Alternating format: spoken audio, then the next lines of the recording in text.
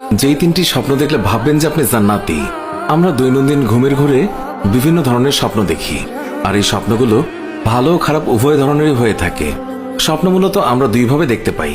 একটা হলো আমরা যখন ঘুমিয়ে থাকি তখন শয়তান আমাদেরকে অনেক ধরনের স্বপ্ন দেখায়, যেই স্বপ্নটা মূলত শয়তানের কারণে দেখা হয়। আর আরেকটা হলো আমরা সারাদিন যা করি, বিভিন্ন রকমের কাজকর্ম বা মাথায় যেই ধরনের চিন্তা সারাদিন ঘুরপাক খায়, সেই সমস্ত বিষয়গুলো আমরা স্বপ্নে দেখে থাকি। তবে স্বপ্নের মাধ্যমে যদি জান্নাত পাওয়া যায় তাহলে বিষয়টা একটু অন্যরকম। কিছু স্বপ্ন আছে যা দেখলে ভাববেন যে আপনি জান্নাতি। আল্লামা ইবনে শিরিন রহমতুল্লাহ আলাইহি বলেছেন, যদি কোনো ব্যক্তি তার জীবদ্দশায় এই তিনটি স্বপ্ন দেখে তাহলে সে জান্নাতি হবে। কারণ যারা জান্নাতি হবে আল্লাহ পাক তাদেরকে এই স্বপ্নগুলো দেখান।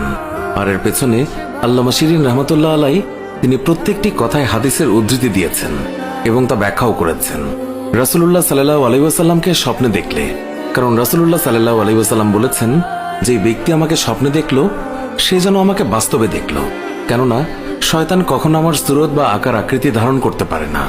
2, কোনো ব্যক্তি যদি স্বপ্নে দেখে আশেপাশের মানুষ তাকে অন্যায়ভাবে তার উপরে অন্যায়, অত্যাচার এবং জুলুম করছে, অর্থাৎ তার উপরে নানা রকম জুলুম করা হলো কিন্তু সে তাদের সবাইকে ক্ষমা করে দিল, তাদের প্রতি কোনো প্রতিশোধ নিচ্ছে না, বারবার তাদেরকে ক্ষমা করে দিচ্ছে, এইরকম স্বপ্ন দেখলেও ভেবে নিতে হবে সে জান্নাতি। আল্লাহ তাকে ভালোবাসেন তাই এই স্বপ্ন দেখাচ্ছেন। অবশ্যই তাকে বাস্তবেও এইরকম হতে হবে যে রকমটা সে স্বপ্নে দেখে।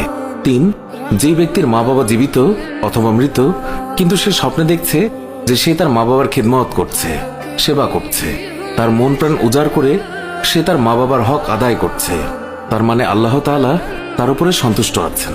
আল্লাহ তাআলা যাদেরকে ভালোবাসেন, যাদের উপর সন্তুষ্ট হন, তাদেরকে এই জান্নাতের স্বপ্নগুলো দেখান।